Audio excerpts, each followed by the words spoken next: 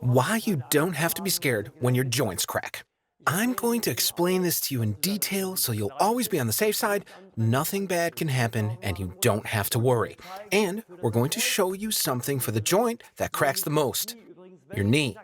By the way, which of your joints crack? We would be very interested in that. Please write to us which of your joints crack the most or crack at all. As to your knee, in a minute we're going to show you how you can get rid of that cracking with Ina's help. First, why do joints crack at all?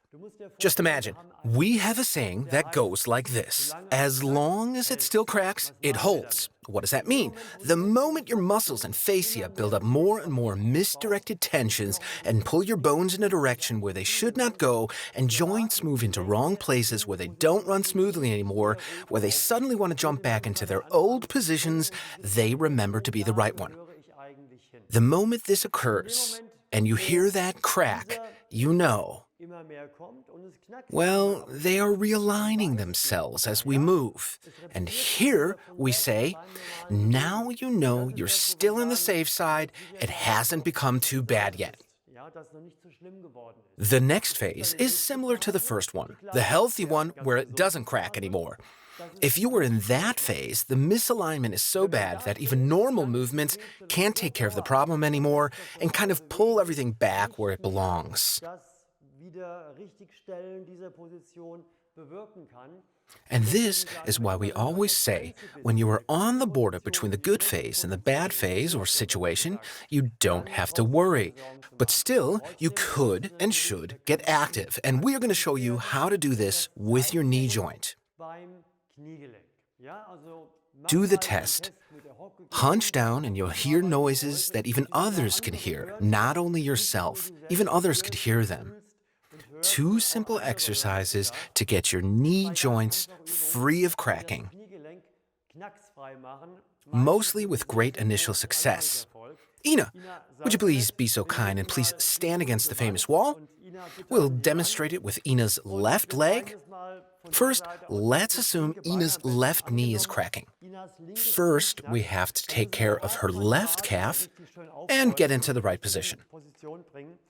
Step back far enough to feel a light stretch in your calf, and this is important. The tip of your foot has to point towards the wall at a 90-degree angle to the wall. The most common mistake, your foot is turned to the outside, so you won't be able to reach the muscles and fascia that are associated with your knee functions and that most of the time are too short. So take extra care that your foot is in the correct position. Now, lower your knee. Your left leg has to be steady and locked straight all the time. If you're not sure anymore, sometimes it's hard to tell, go back a bit. Make sure your leg is straight. And the moment our leg is absolutely straight, as far as it can go, so to speak, then slowly start the stretch again. Hold it for 2.5 minutes. Slowly leave the position. And you already will notice that your knee feels lighter. Second exercise for the frontal part of our upper thigh. We take our Midi roller here. By the way, information on the rollers and the slings is up here. Place your right knee on the roller and lie down on your stomach. And I'll give you the sling so our viewers at home can see how you are doing the exercise. It's important that your knee is raised up slightly. Our roller, the Midi roller, is pretty perfect for this job here. In case you don't have this roller yet, take a couple of books or something similar and stack them up to the correct height. You see, positioning the sling takes some practice. Then reach with both arms behind you. And now, before you pull, as Ina will show you in a minute, put your groin down to the mat as much as you can. Start pulling slowly, bit by bit. Ina is able to pull it all the way to her buttocks. This should be your goal someday, to reach your buttocks. Increase it over 2 and 2.5 minutes.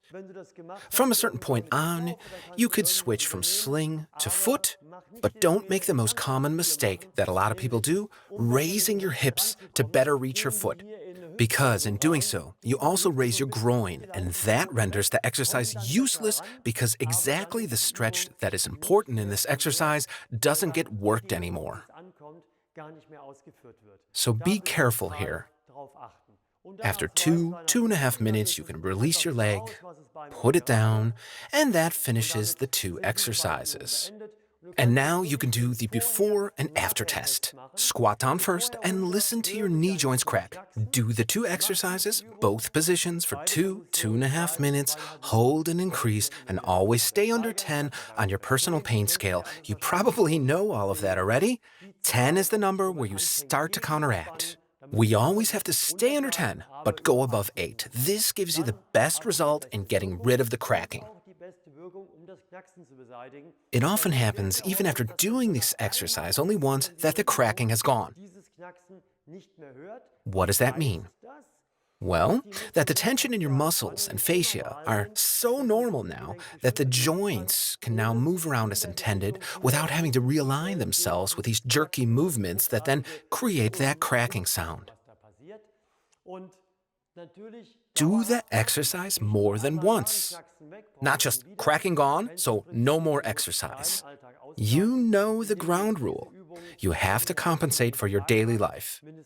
By doing this exercise every day, at least 3 times a week, and getting your body used to the fact that your knees don't crack anymore. As I said before, write to us which of your joints crack the most. And if you know somebody having these problems, use WhatsApp to pass this video along. Also to your friends and acquaintances so they can get this information. We want to put you in a situation where you yourself can work on your body and deal with these problems to be free of pain. That is our goal. And if you liked it, we would be very happy about a thumbs up as always. See you next time.